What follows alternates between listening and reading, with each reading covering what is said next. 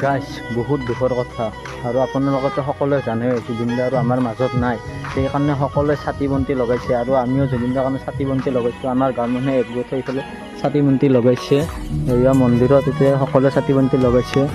আৰু মন্দিৰত কিমান মানুহ আছে আপোনাক দেখি দি আছোঁ আৰু বহুত দুখ লাগিছে আৰু এয়া সকলো মানুহ গোট খাইছে গাঁৱত আৰু ৱালে ৱালে চবফালে ছাতি দিয়া হৈছে আৰু মই আপোনালোক দেখি দি আছোঁ ভিতৰখিনি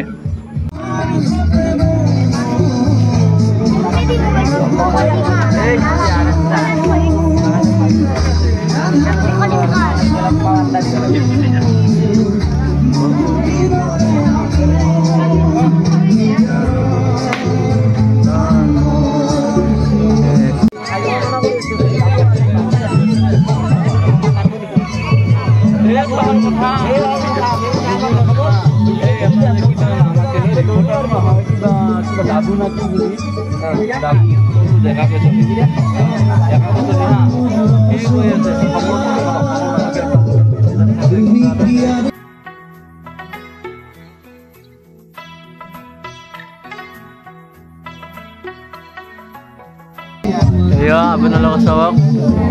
জুবিন দাৰ ফটোখন দেখি দি আছোঁ আপোনালোকক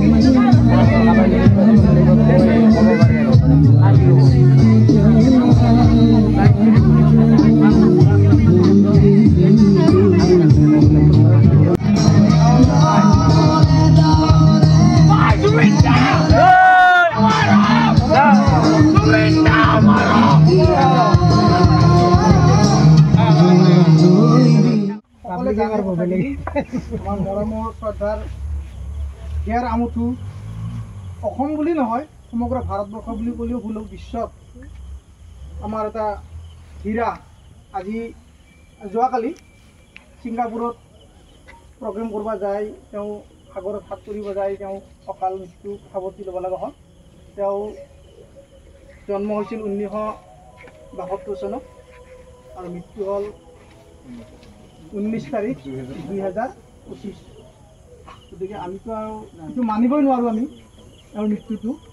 সহজভাৱে ল'ব পৰা নাই সদায় মানে ভাৰতবৰ্ষই আজি কান্দিছে আজি আমাৰ উজনপাৰাবাসী ৰাইজৰ যুৱ সমাজে যিটো পদক্ষেপ লৈছে সঁচাই শলাগ ল'বলগীয়া আৰু এই ক্ষেত্ৰত সিহঁতক মই ধন্যবাদ দিছোঁ জুবিন গাৰ্গৰ আত্মাৰ সদ্গতিৰ কাৰণে আমি সকলোৱে আজি 1 মিনিট মৌনব্ৰত অৱলম্বন কৰি সকলোৱে যাতে 1 মিনিট সময়